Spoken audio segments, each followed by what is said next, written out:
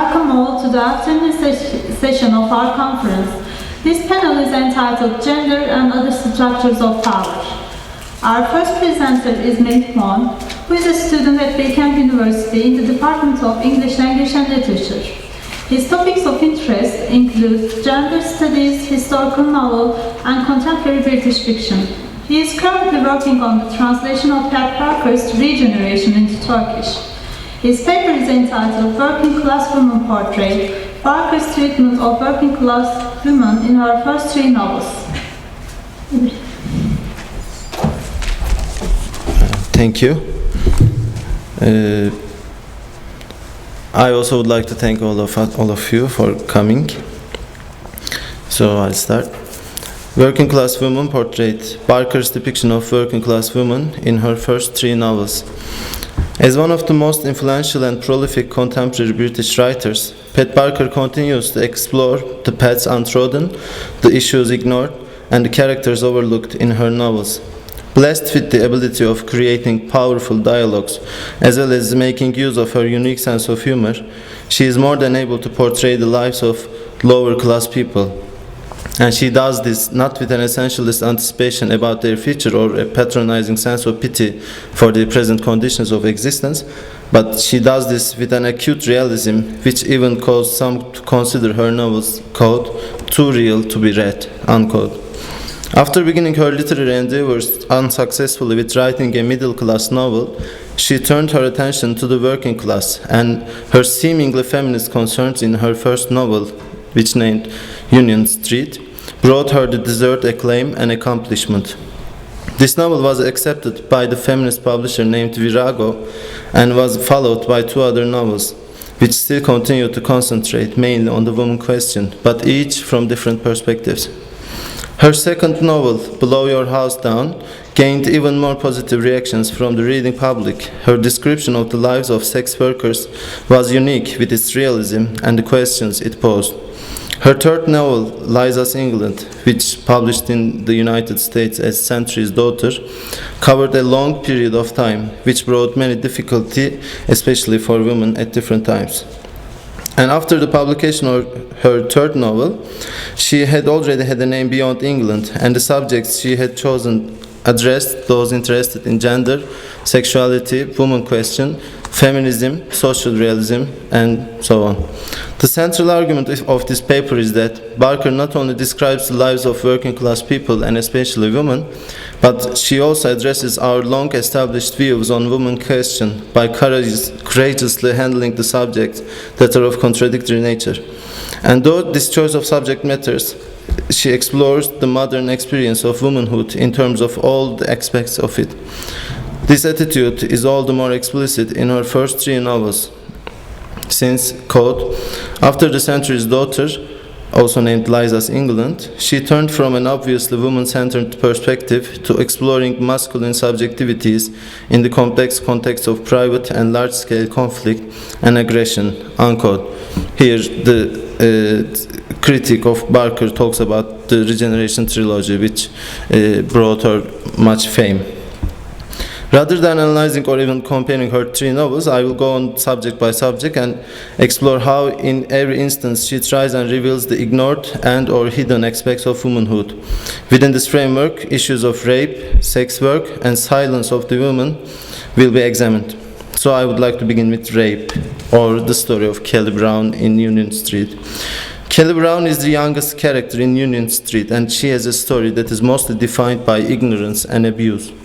She lives with her mother and her sister Linda. Her loneliness is conveyed through the beginning of the novel, where the two sisters fight, a usual instance as we learn through the novel. Her loneliness is doubled by the indifference of her mother and her teachers at school. Quote, her mother, Linda, the teachers at school, merely glanced at her and then with indifference or haste passed on, unquote.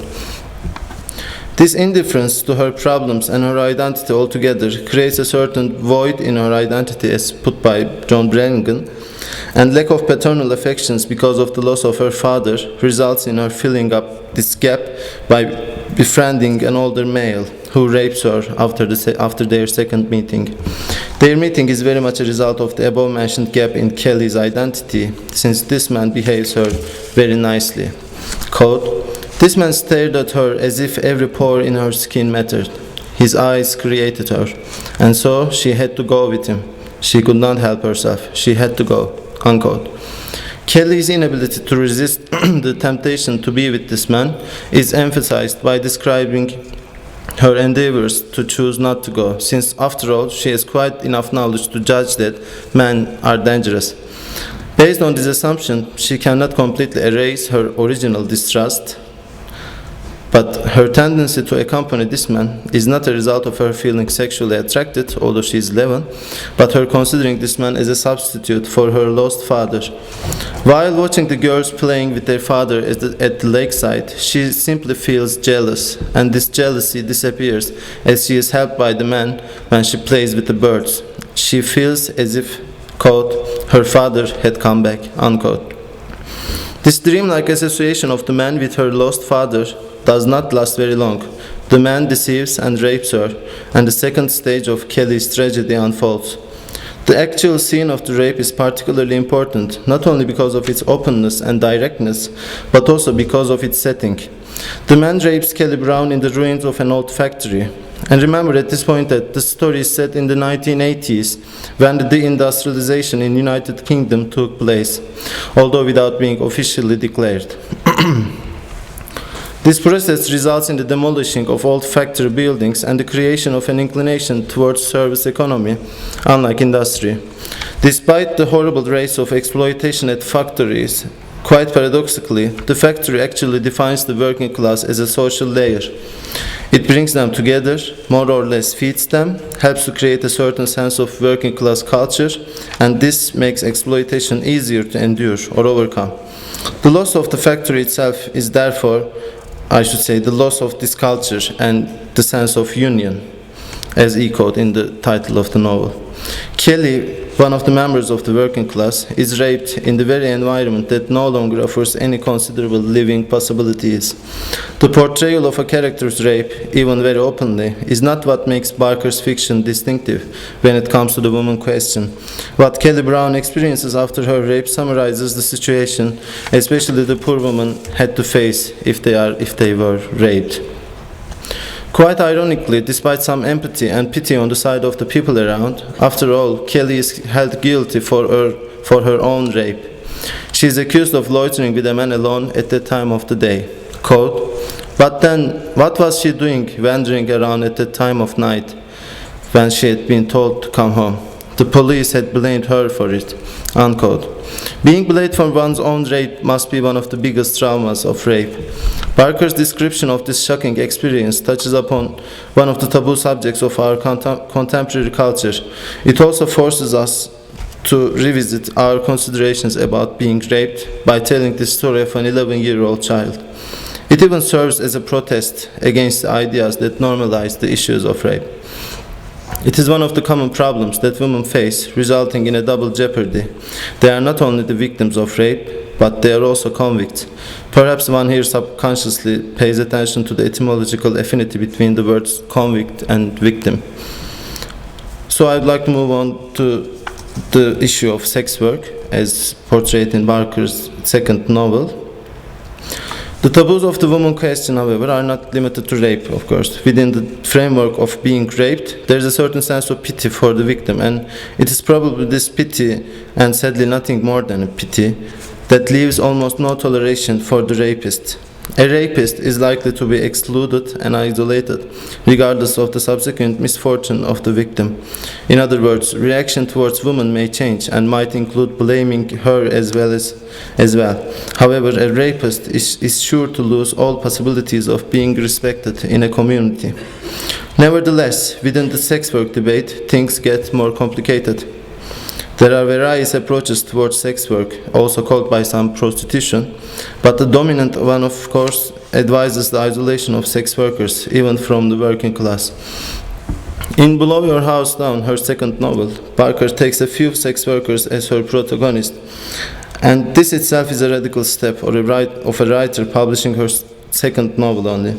The story is about a serial killer who picks out sex workers one by one before being killed by a lover of one of the killed sex workers.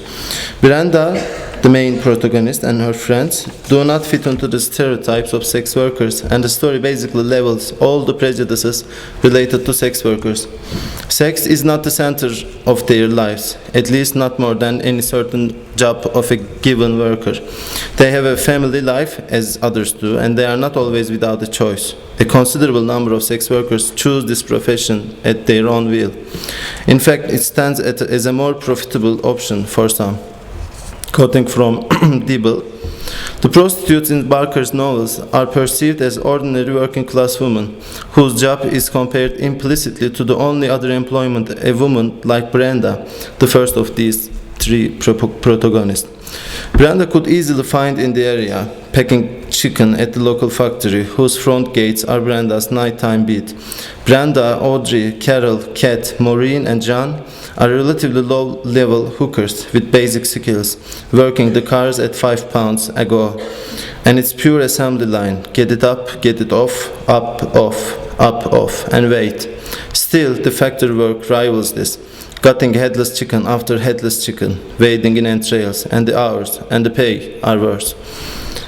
Blow Your House Down is distinctive in its ability to portray women as they see themselves. In other words, it offers a perspective that is unlikely to be found in a story narrated by a third person. Self-revelations of the characters add more to Barker's ability to deconstruct the stereotypical gender roles. Quote, "What got her was the hypocrisy of it all. They went on about being married, but when you got right down to it, what they really thought was, if you are getting on your back for a fella, he ought to pay. You might just as well be standing on a street corner in bloody Northgate. At least it would be honest." Perhaps we should at this point make a reference to Barker's third novel, Liza's England, to observe the same or similar method of deconstructing the gender roles. One of the traditional unacceptable situations related to gender is homosexuality. The fact that there is a gay social worker in the novel again indicates that what Barker mainly deals with is the gender roles. Stephen has many difficulties because of his sexual orientation. He is not approved by his parents, especially by his father, of course. When his father talks to Stephen about how he used to go and watch the schoolgirls, the summary of the conversation between the two, Stephen thinks, is but one unspoken sentence, quote, "You can't afford to judge me," unquote. His father thinks Stephen could or should not criticize his father's sexual desires because he is a gay himself. He also has to respect others, but this shows the disapproval of his father about Stephen's homosexuality. Backing up the novel at hand, it wouldn't be far-fetched to say that the problems that sex workers face, as portrayed in the novel, are likely to be underestimated. The risk of being killed by a client is almost always prevalent. Barker, by making use of her distinctive character-driven fiction, as Sharon Monteith puts it, is able to portray these risks as well as the hardships of the working conditions. The openness of the description of the scenes, as we have seen in Union Street, can also be observed here. Quote, "She braces herself against the wall. It would have to be a knee wobbler. She was damned if she was gonna lie down in all that muck." Unquote. With the exploration of yet another taboo subject, Barker again forces us to question the credibility of our existing prejudices. Her high-quality ability to depict her characters in an increasingly realistic way paves the way for re-evaluating our understanding of the woman question. And lastly, I want to talk about the silence of women as seen in her last novel in this essay, which was named Liza's England. Silence or speechlessness is another feature that defines the woman question in general, and Barker's third novel, Liza's England, is very much concerned with the issue of silence. Liza's England recites the story of an 84-year-old woman whose neighborhood is about to be demolished due to the reconstruction of the area. Liza, the protagonist, is resisting moving from her house because of the memories she has. Her whole life has been spent in this house, and she would not let her house be blown down without her being dead first. In this novel, Barker makes use of the memories of an octogenarian to elaborate on the experiences of women throughout the 20th century. Pat Barker is a historian herself, and her interest in especially the First World War is quite notable. In this novel, the historical references and their specific implications are portrayed with an eloquent style. Quote, she chronicles the life of an elderly woman born into a large impoverished family who now lives in a decaying house due for demolition by the council. Like most of Barker's work, Liza's England has a strong historical perspective. She links not only women's past and present, but the poverty of the early part of the century with the recession and unemployment in Britain in the 1980s. The presence and criticism of gender roles and gender-based expectations are of course obvious, but there are also effects of the gender roles on individuals, which are also found in Liza's England. Probably the most expected behavior from a woman is to keep quiet and not question her condition, especially if she belongs to the working class. Throughout this novel, the reader experiences that the females, and from time to time males as well, regardless of their social standing, are forced to keep silent. Quote, there were a lot of things you couldn't ask, either because the words didn't come or because you knew already without being told that there were no answers. Unquote. So the point is you should ask for and get no privileges or changes. The need to keep quiet is again revealed when Liza is told about Edward's death. Quote, Liza went with her Lucy since she could not be allowed to go alone, but she went in silence, absolute disbelief. Unquote. There are also many moments when the female characters are not able to speak, or when the words don't come out, or when they make no sound. For example, Louise's legs are in a very bad condition, and after all the years she has suffered, so her bandages need to be changed daily. This gives her a great pain, and when she sees Liza approaching with the bandages, she, quote, would go white, but she made no sound. Just lay there with her black burning eyes and her clenched mouth that had never in sickness, in weariness, in childbirth, in pain, in grief, had never let out a single cry. Unquote. So all of these indicate a hardship of being a woman and being not able to try to change their life, raise their voice, or question their established standards, since after all speaking is not expected from women. That's all for now. Of course, with questions we may continue. Thanks. I would like to thank Melih for his paper. Our second presenter is Gözde Uzunçam, who is a fourth-year BA student at İstanbul University. She is also a third-year undergraduate student of the Department of International Relations at Anadolu University Open Education Faculty. She graduated with honors from Bilkent Auditorium High School in Cyprus. She has been working as an intern translator and interpreter at Can Translation Company for 2 years. Her fields of interest are translation, feminism, post-structural and postmodern theories. As her future profession, she is planning to combine 2 undergraduate programs that she is attending at the moment and specialize in the field of international relations. Her paper is entitled Turning a Blind Eye to the Patriarchy.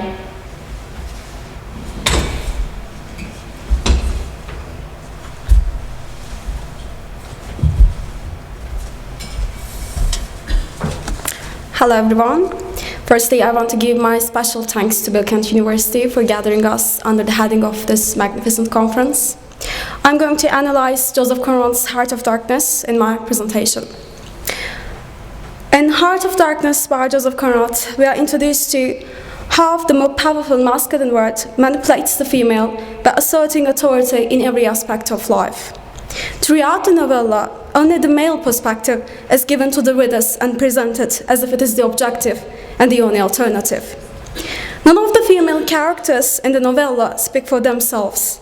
They are only introduced to us through male characters, and each time they need the recognition of a male to be able to exist in the text. While all these are happening throughout the text, we are made so accustomed to the discourse and patriarchal definitions that we do not even realize how much we are manipulated by the one-sided narration and turn a blind eye to patriarchy. All the female characters in the text are described within the social frames. All the cliches and predefined roles, which create a social barrier for the disadvantaged sex, are ascribed to them, and they are given no place to step ahead of the invisible barriers. Quoting from Torin Moye, patriarchy, in other words, wants us to believe that there is such an essence of femaleness called femininity. Unquote. About this comment on patriarchal societies classifying the two sexes in a certain way, it's clear that gender is actually a social construct. It is only there to make the female and the male serve the present masculine social order. It's there to decide certain qualities for both the male and the female so that the patriarchy will be kept safe and sound. However, we are not careful enough to notice that it is not the biological separation that creates this huge gap between the two sexes, but it is the society that separates them and causes this injustice.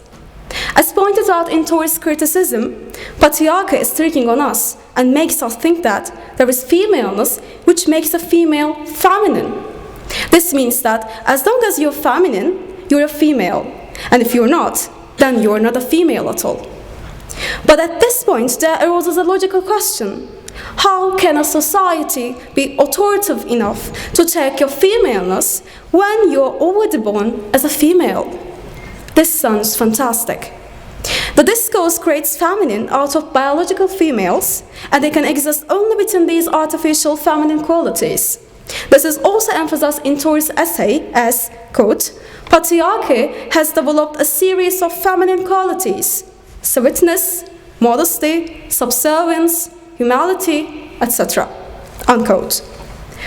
Quote, first, from its early publications, Conrad's work has seemed to be the province of men, especially including the male critics and male editors. Unquote. In terms of this reality and criticism of the novella, it's clear that the whole text is encircled by patriarchal power and language. The two narrative voices of the text are also men. The women are silenced by these powerful narrative voices, and they only trace in the gaps of the text, or even if they speak, they are either not understood or they themselves become the spokespersons of patriarchy itself. When Kerr's missus was waving to him together with the crowd, she shouts something, but her words are swallowed by the crowd and turn into just meaningless little pieces of utterance.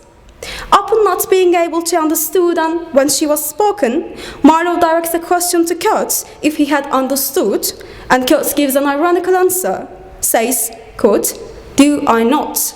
Unquote. This response shows how patriarchy has turned the males into ignorant apes towards the female.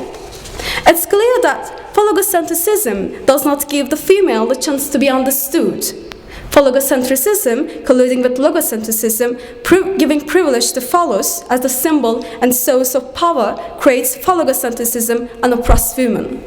Quote, not being Marlowe, but writing Marlowe, quote, Conrad suggests that proves the structure and of this complex tale that if women are out of it, this is because they are kept out of it. Unquote.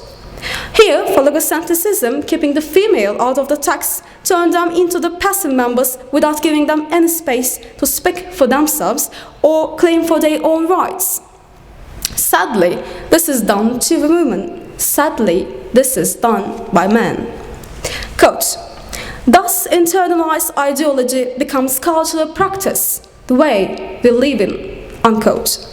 This patriarchal ideology has been penetrated by the society, become the daily language itself, and has begun to lead our lives in accordance with its own rules.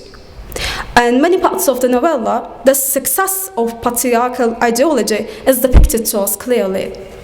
When Kurt's intended talks about cows and otters, quote, you know what wasplands he had? I knew of them too. I could not perhaps understood. Unquote. Here, she behaves as if she has already accepted an inferiority and of being the second sex. However, this is not the intended speaking. This is the internalized patriarchy speaking for her name. Here, she turns out to be another embodiment of patriarchy, but nothing else.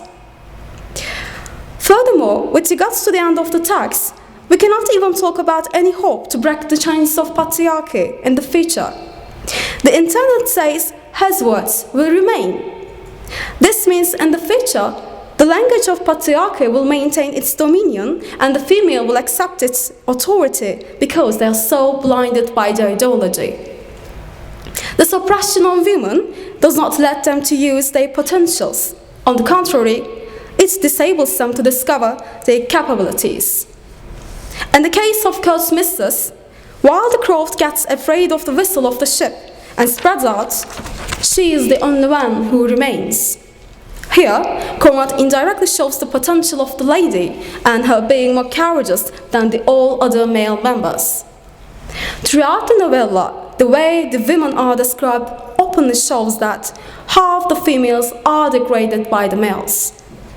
The language of the narrator reduces the female into physicality and associates them with evil, magic, sinister, and even that. Quote, the limited depiction of female characters in Joseph Connor's Heart of Darkness and the way in which the three female characters are referred to by Marlowe reflects Marlowe's view of women as inferior. Marlowe's opinion of women manifests the typical 19th century views of women, unquote. Each time Marlowe comes across with a female character who regards them as only physical beings or depicts them as bizarre creatures belonging to another planet. While describing the two women at the office, Marlowe emphasizes their knitting and the cat on the woman's lap. Here, knitting is a way of women's self-expression. Because they cannot explain themselves in the daily language and there is no vocabulary for them to speak for themselves, they look for other ways of expression. The cat is also there to represent the connection between the female and the wilderness, nature, as well as the irrational side of human being. Another symbol included in the description is the glasses that the woman wears. The glasses turns out to be a tool to highlight the woman's weakness. It also implies that the female cannot directly connect with the world. However, this is not their weakness. This is the patriarchy itself that puts this barrier. That is also associated with women in these descriptions. Upon seeing the women knitting black wool, Marlowe utters, quote, "Marituri la salutant," unquote, which means those who are going to die salute you in English. Here the implication of that is made through a woman. After detailing the barbarous animals she wears, Marlowe concludes that she must have had the value of several elephant tusks. The woman's body is here commodified, become merely the thing on which value is displayed. The mistress is not even regarded as a human being, but just an object of value. This materialistic approach towards the female is another dimension of patriarchy arising from the conditions of 19th century's economical developments. This is the 19th century when the female is seen as the inferior being and possession, which is the idea basically rising from the period's changing economical conditions. In the novella, females gain their identity only through a male's existence. We are never introduced to a female character as an individual. Adversely, each time they take a place in the text, there is male's presence which enables them to take that place. Thus, why the female is there as long as the male is there. And the absence of the male, without doubt, means the absence of the female. Therefore, the excessive mourning for the intendants is not only the loss of her lover's death, but also the loss of her own identity. When she comments on Kat's death to Marlowe, she cries, quote, "What a loss to me, to us," unquote. For her, this is not only his lover's death, but this is the death of a man through whom society recognizes her. Hence, this loss has another vital dimension from her own perspective. To support this idea, when she asks Marlowe about Kurt's last words, she says, quote, "I want something to live with," unquote. When Kurt is taken from her own life, there remains nothing for her to maintain her life. Hence, she needs this last word to claim for her own existence, even after his death. Patriarchy causes this lack of identity for women. It creates intendances, mistresses, in which there is always a male's presence hidden. Patriarchy does not let women to be solely women without labeling them as such. We do not know these women's names. This is emphasized in Chaucer's discourse as well. He uses the word my when he mentions intendant. After all, this is the patriarchal word, and here males can possess females. Quote, was she alive before quote? No. No character of her own is present here. She is totally devoid of her own being. Unquote. This indicates that we cannot talk about any female existence if we remove the male figure from their lives. Females cannot help contributing to the patriarchal system by their silences, not asking questions, or being happy with the answers. They always fail to step out of the conventions. Obeying the rules asserted by patriarchy, they just become another intermediate of it. Patriarchy works its own way subconsciously. With its eye-blinding ideology, women accept this oppression and injustice. The subconscious mentality is visible in male characters as well. During his speech, deliberately, Marlowe utters, quote, men, women, and children, unquote. This artificial ordering is also another product of this patriarchal society. Society puts certain walls on two sexes as labeling them masculine, feminine, creating the social term gender out of the biological sexes. We immediately see how these traditional roles imposed by the society affect its members and their relationships. Upon learning the account teaching a native women to do domestic jobs, Marlowe calls this a success. This shows how a powerful role the social norms play in individuals' conscience.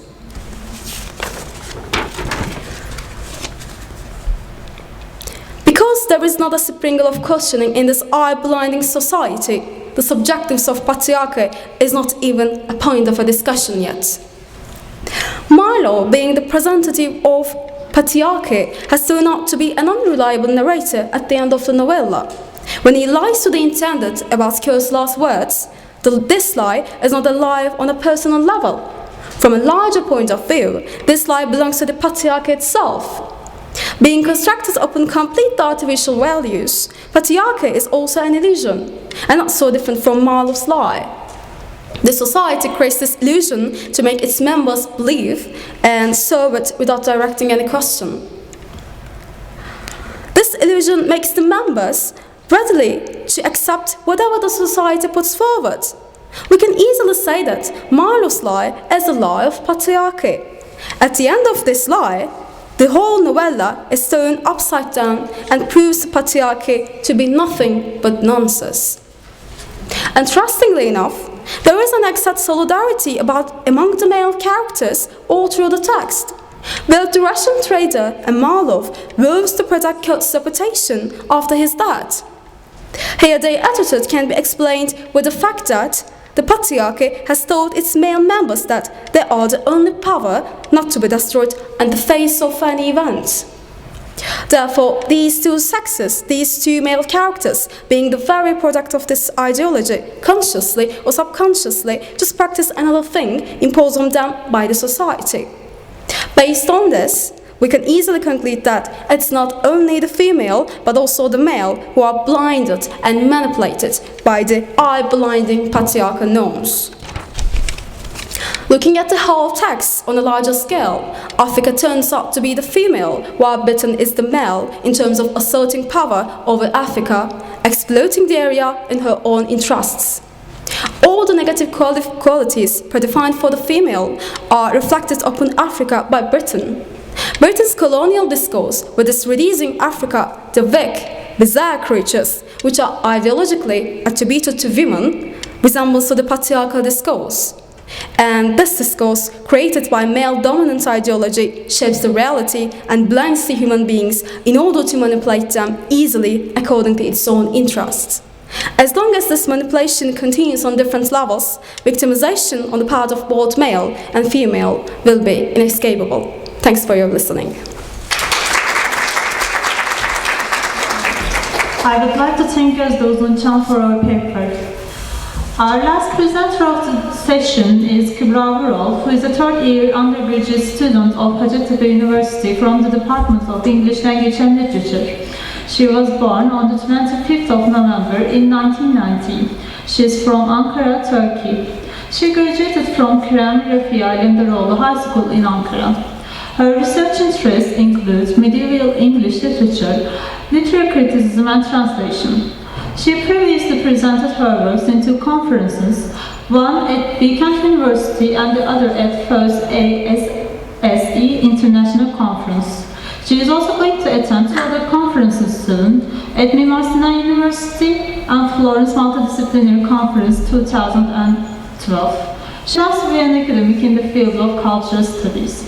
Her paper is entitled A Feminist of the Medieval Times, Chaucer's Wife of Bath in the Canterbury Tales.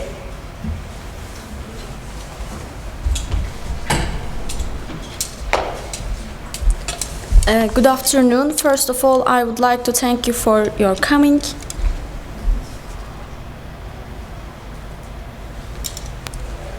Geoffrey Chaucer is one of the most important literary figures of the Middle Ages. He is especially famous for his work Canterbury Tales, in which he tells the tales of pilgrims on their way to Canterbury. The work, which is a collection of stories, consists of characters from all classes of the time. Chaucer's characters take part in a storytelling contest while going on the pilgrimage. Among them, the wife of Bath is an outstanding woman who seems not to be a typical figure in the medieval times. The wife is an experienced female who has 5 husbands and demands her marital rights openly. Moreover, she compares herself with the men who are superior in the society. While defending herself, she appears as a living example of anti-feministic tradition, as she has all the qualities that a woman should not have according to the patriarchal discourse. On the one hand, the outspoken woman tries to justify her life with her open and forward speeches. On the other hand, she questions the general teaching of the church and the society. While the wife of Bath ignores authority and defends her rights and even deconstructs the Christian doctrine. In her prologue and tale, she is able to triumph over discourses and portrays herself as a dominant figure. The major aim of this paper is to analyze the wife of Bath's prologue and tale in Chaucer's Canterbury Tales from the feminist perspective, as the character questions and deconstructs the grand narratives of the medieval times. The Canterbury Tales is a medieval estate satire in which Chaucer uses 30 pilgrims, including himself, as characters from the different social classes of time. In April, the pilgrims stop at Tabard Inn, where Chaucer attends them. The host offers them a storytelling contest in which each pilgrim is supposed to tell 2 stories on their way to Canterbury and 2 more on the way back. Chaucer aims to write 120 stories, but only 22 of them are completed. Although they are not totally original stories, there is a link between the narrators and their tales. Moreover, the characters' clothes, words, and works represent their social rank and moral conditions. The wife of Bath is probably the most colorful pilgrim in Chaucer's work. In the middle of the general prologue, she is introduced as a good wife from Bath who is deaf. She is described as, quote, bold was her face and hair, and red of he, unquote. There are gaps between her teeth, and she wears red stockings. She is said to have had 5 husbands, and she is a frequent pilgrim, as the wife has been to Jerusalem 3 times. She knows a lot about wandering because she has been at Rome, Bologna, and some other places. Her prologue is like an autobiography, and she directly points out that experience is authority at the beginning of the prologue. Although both authority and experiences belong to the patriarchy, this power is given to a female by Chaucer. Accordingly, she is an experienced woman with 5 husbands, and she first married at the age of 12. Moreover, she openly indicates that she is in search of her 6 husbands. In order to justify her intention, she prefers using the biblical teaching for her sake and quotes Christ's sentences that, quote, though you have had 5 husbands, quote he, and that ilkman which that now had thee is not thine husband, unquote. In addition, she openly says that, quote, welcome the 6th when that ever he shall, unquote. The wife of Bath is obviously against celibacy and demands her marital rights. Unlike the religious doctrine, she forwards that, quote, God bade us for to wax and multiply. That gentle text can I well understood, unquote. In her speeches, she uses the Christian doctrine and deconstructs them. Quote, when she quotes scriptural passages, she instinctively and automatically adjusts or interprets them to serve her own needs, unquote. She even compares herself with Solomon, saying that, quote, I trow he, Solomon, had wives more than one, as would God it were left full unto me, to be refreshed half so as he, unquote. She actually favors the marriage by claiming that many holy men, such as Jacob and Abraham, had more than one wife. In her comparison, she also finds herself acute to them to marry again and again. Furthermore, she questions the Christian doctrine about virginity in her verse that, when saw you in any manner age that high God defended marriage? By express word I pray now, tell it me, or where commanded he virginity? The wife remarks that virginity is not commanded but advised with a reference to Saint Paul. Though she admits that virginity is, quote, the ideal state, it is not her ideal, unquote. Chaucer gives her the power and freedom of speech even to reject the church teachings.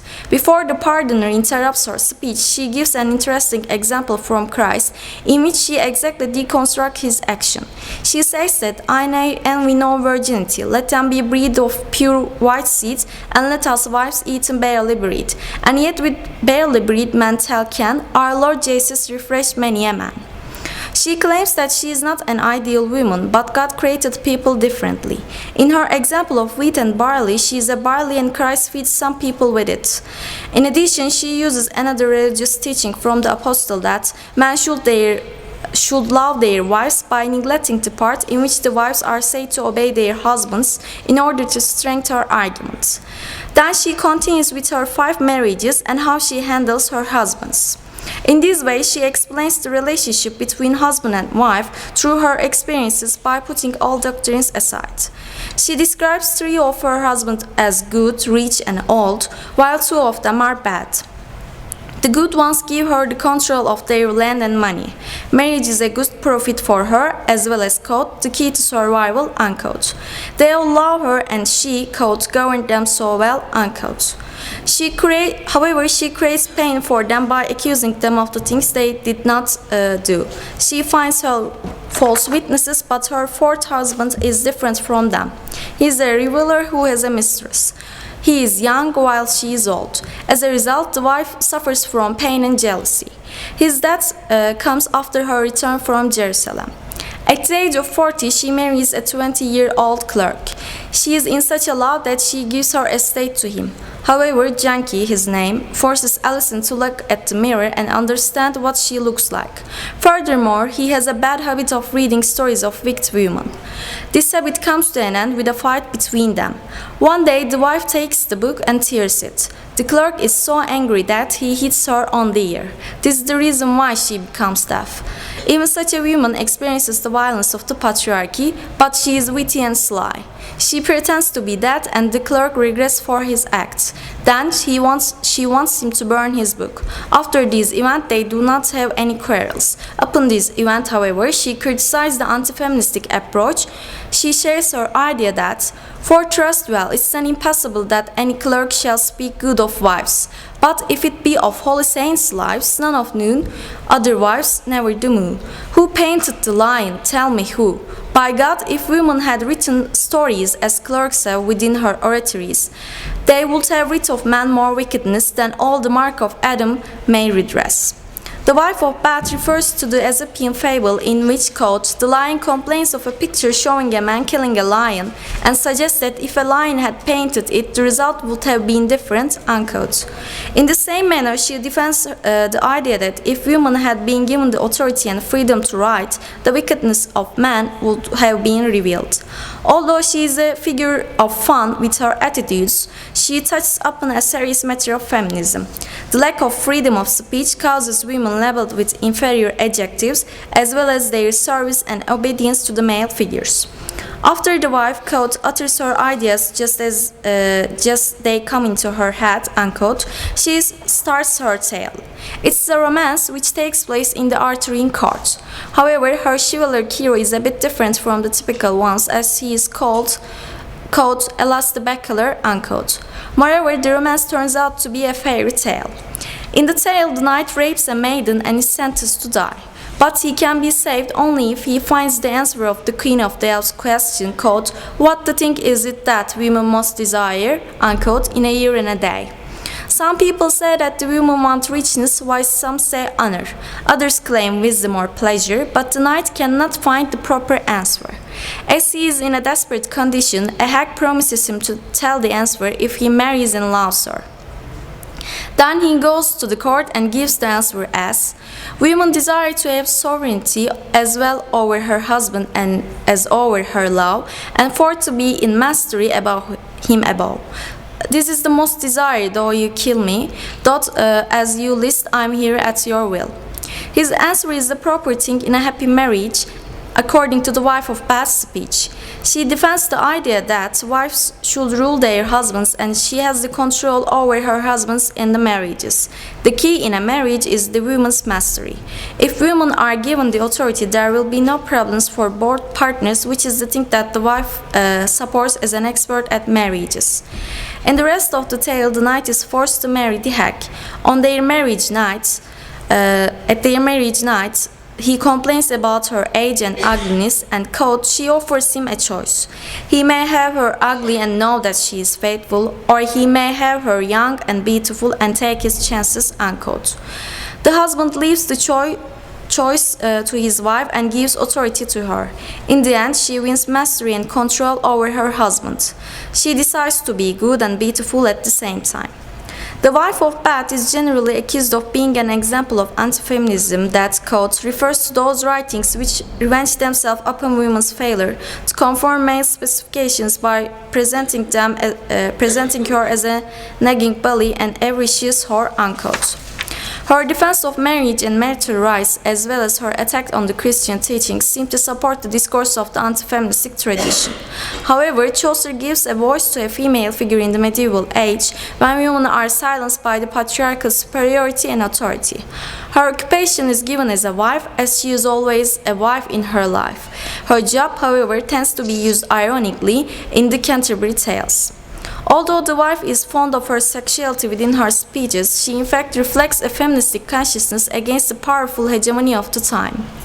She uses the religious discourse on her sake and questions the place of a woman in marriage.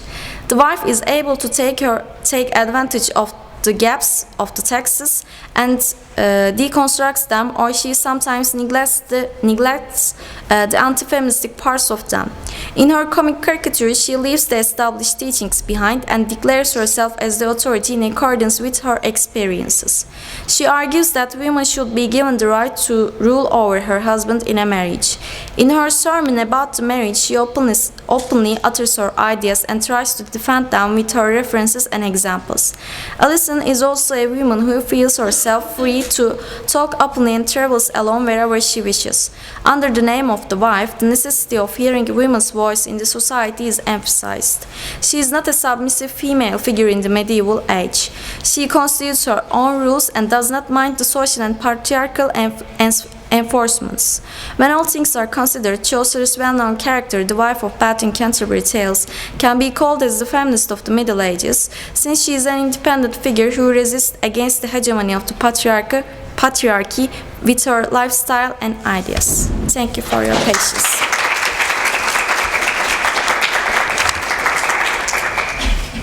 On behalf of the ELIT department, I would like to thank our presenters for their inspiring papers. Now, if you have any comments or questions, they will be happy to answer them all. Thank you.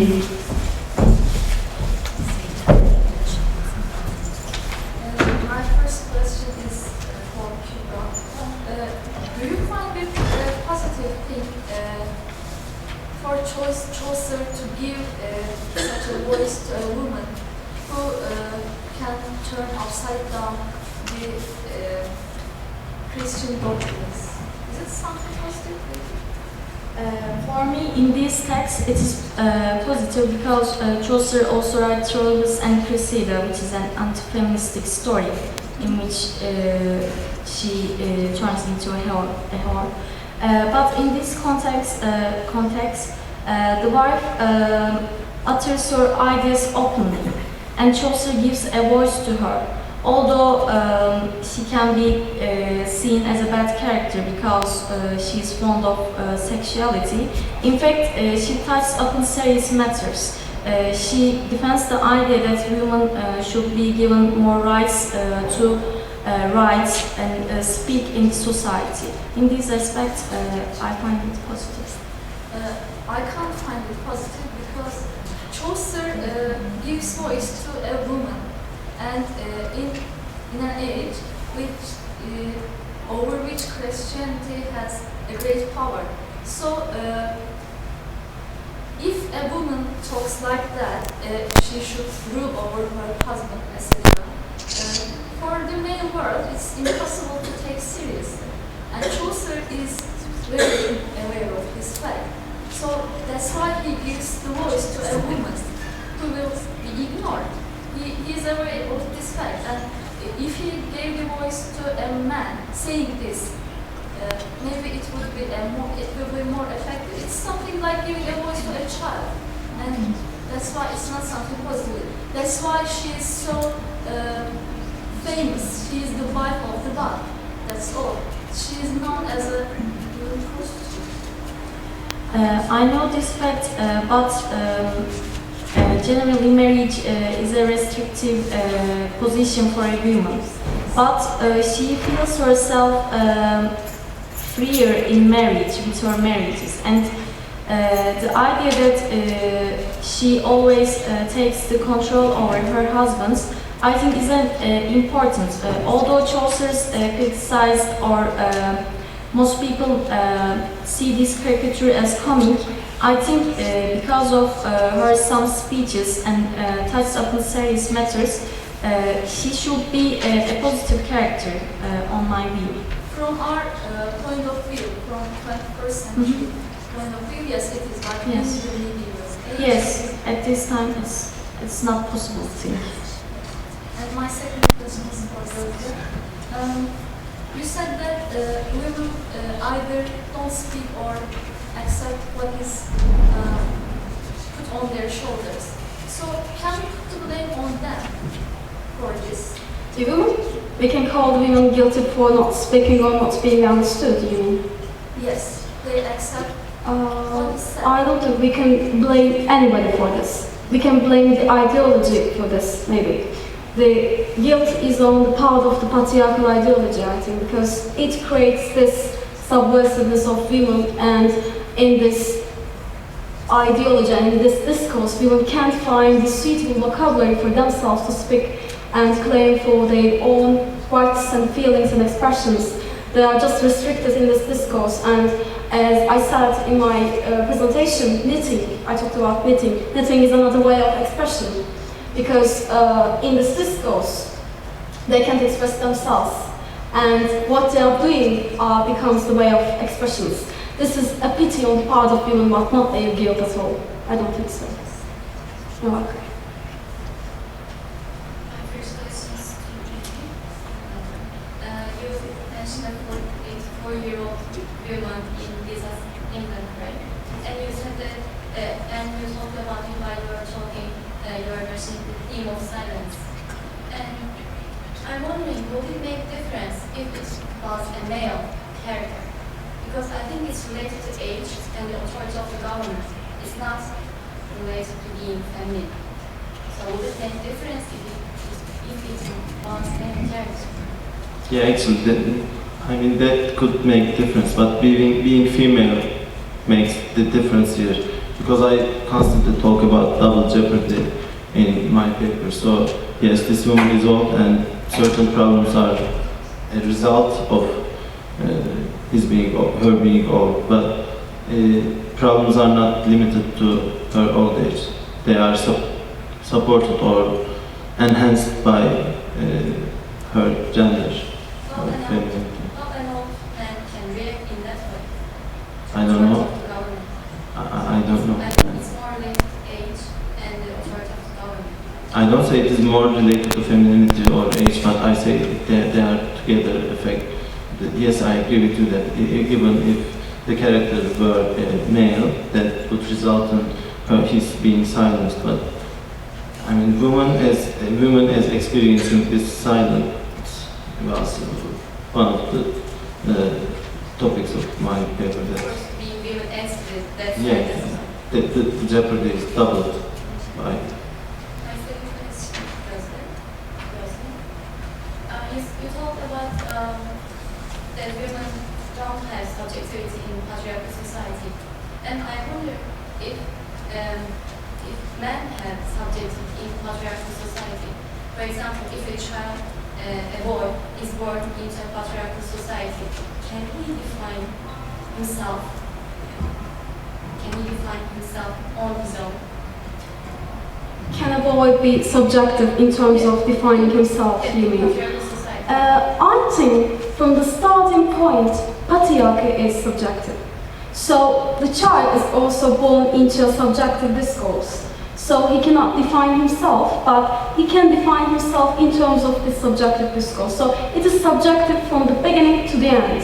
And this subjectiveness doesn't let women be, and doesn't let women create their own female subjectiveness. This is male subjectiveness. This is the patriarchy subjectiveness, but not female subjectiveness. Everything is subjective, I think. So you can say anything, this is the subjective, this is the only alternative. This is not possible, but as if it is shown to us that as if the patriarchal discourse is the objective one, while there is nothing as objectiveness in my point of view. I think we are talking about two different things. You talk about subjectiveness, but I am talking about subjectivity or individuality. Okay, So do you think that a boy can have an individuality in a patriarchal society? Because you said that women cannot have. Women have their own individuality as well, but they cannot express it. I mean it. They have it. Everyone has their own individuality, but they have to shape it. They have to create it according to the norms. And also males do the same thing. So individuality is always has always barriers and cannot express openly, but they have to be adopted always. So no certain individual is expressed on the side of both the male and female members of the society. This is not the victimization of female, but also the male. I always say it. As if we see that there is solidarity among men, I talked about it, but this solidarity is also created by patriarchy.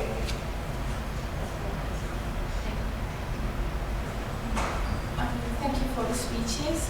My question, let's say, could be for you, Gözde. Thinking about Heart of Darkness and kind of style, must consider that it was written in the colonial times. So can we say that this colonial attitude of the possession of invasion of lands would be also associated with the possession of female bodies? Yes, I talked about it. 19th century's economical developments and Britain's colonial mission is really impressive on this female possession issue. They see the female as something to display value, and this is the effect of this industrialization and Britain's social and economical status at that time. We can easily see it. Yes, first of all, I talked about Marlowe's view about the mistress. He says she has the value of several elephant tusks. What is this? They just put a price on this woman. They just see her as possession. Yes, this is the ageist effect on, and this is the post-colonial text and usually approach by post-colonial theories. But from feminist point of view, this is not also different. The possession is still there in this book. Yeah, definitely, the way they label the blacks as inferiors, they also label the female bodies as inferior. That's why they can control. I mean, the white male economy of the time, as you say, is over possession. Thank you for the answer. And my other question will go to Kübra. And I appreciate the reading of The Wife of Bath as a feminist character, but I have to go on with my friend over here that Chaucer had this satirical voice of narration. So, yes, The Wife of Bath does not fit the stereotypical Christian woman who is chaste and who only marries once. But does not she also fit the stereotypical image of the sexually out of control woman at the same time? She's sexually aroused and she does whatever she wants, but that is another stereotype in Chaucer's time, and he is actually criticizing this fact. So So how can you commodify that? You are right on this point because she is given sometimes connotations to the prostitution. But in my text, I would like to regard her as a feminist because of some of her speeches about the anti-feministic approaches of the man. Although Chaucer touched upon these problems at those days, I would like to regard her as a feminist. And on this point, of course, at that time prostitution is criticized severely, and this figure, the wife of God, does not suit the norms of the Christianity and norms of the society at that time. Yes, he criticized her in this aspect, but also I think he gives some voices to important issues at that time as well. Because I was just thinking that if we are saying that she's a feminist just because she's not fitting stereotypes would be a wrong comment because she is a stereotype in a way. So I was just wondering about that.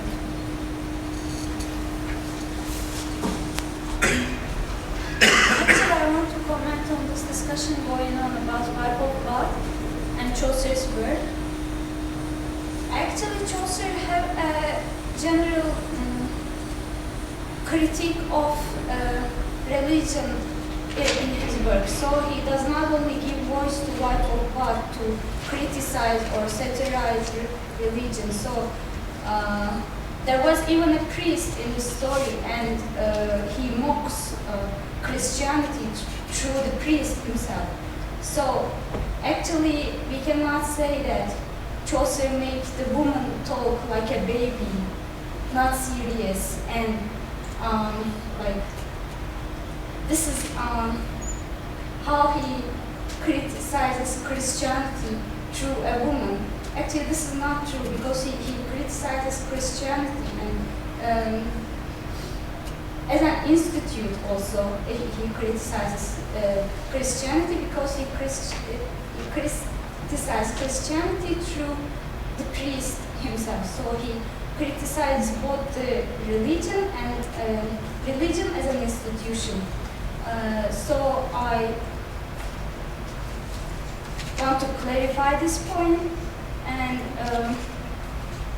furthermore, what Chaucer does is actually, as you mentioned, like combining the two stereotypes and creating one original, let's say, character, because she's not a type anymore. She's a round character. We see her changing through the narrative. So actually, wife of God is not as simple as she seems, or like you can look at Canterbury Tales and say it was written in medieval times, so the characters are not fully developed, but actually Chaucer did develop his characters. And like starting point of feminism is to make women regard women as human, like stripping of them of their gender and their sexual orientation.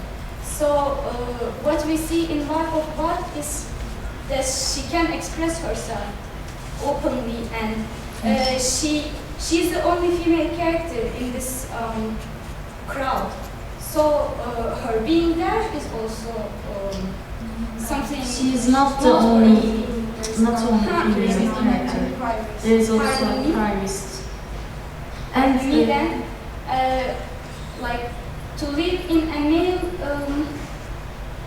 dominated crowd, let's say, because there are few, you need to be like male. So to be like males actually make you more human than being a mere female character. So this is how the Wife of God feels. So I mostly agree with Kübra at this point. And I would like to. Sorry, my speech was very long. I would like to add that it's a medieval social satire. Of course, Chaucer aims to satirize the characters. They are not all wholly good characters. So in addition to their negative aspects, they also have some points that they differ from each other. And although a wife of bad can be regarded as a prostitute because of her fond of sexuality, she is in fact, she reflects the feminist consciousness as well. At this point, I call her as a feminist. I wasn't calling her a prostitute just because, in fact, she is marrying with the men. She's not prostituting, if you look at it in a general sense. That's why I wasn't calling her a prostitute, and I'm not saying that she's not a feminist. I very appreciate your reading, and I liked it very much, because I never ever thought that before, and it was a very good reading in my opinion. I was just saying that it must not be forgotten that Chaucer had this satirical tone, and this was, the wife of Bath was not the only woman in that time. There were women like her, and Chaucer was criticizing them because they were using religion, using the institution of marriage, you know, just in this way, through a kind of sneaky way to rule over society. That's all I was saying. Thank you. You're welcome. I also have a comment on Kübra Vural's paper. At one point in your paper, you mentioned that the institution of marriage is considered as a conduit for female survival. Maybe that's because that's why today some critics are consider the text as anti-feminist. What do you think about that? Of course, at that time, marriage is a shelter for the women. Otherwise, they choose two ways. They are regarded as a prostitute, or they should be sent to the nunnery. So, in this aspect, she protects herself under the shelter of the marriage.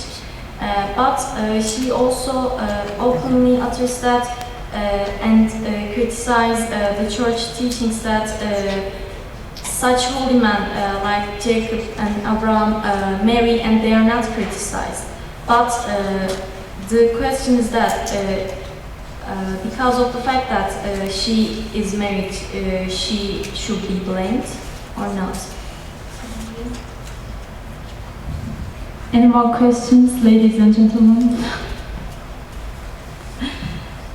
Okay, then this session is over. Thank you all for your patience and participation. Good afternoon.